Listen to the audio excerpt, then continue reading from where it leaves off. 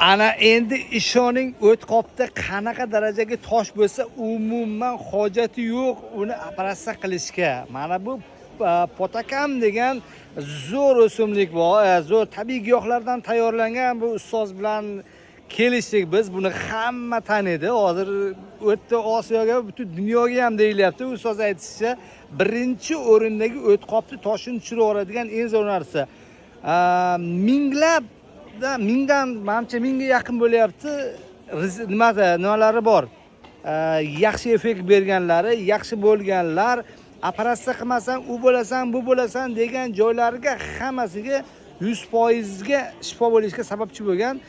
Bergan 100 ta bergan odamni 95% ni toshini butunlay to'kib yuborishga, toshdan qutulib ketishiga sababchi bo'ladigan mana shu narsa.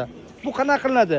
Buni ustiga yozilishicha qoshiqda, kichkina qoshiqning 3 dan birini bir kunda 2 mahal ovqatdan oldin yeyilsa, shunaqa zo'r mazza qilib toshdan qutular ekanki, 20 million, 30 million xarajat qilib, operatsiya qilib, o't qopsiz bo'lishga hojat ham qolmabdi endi.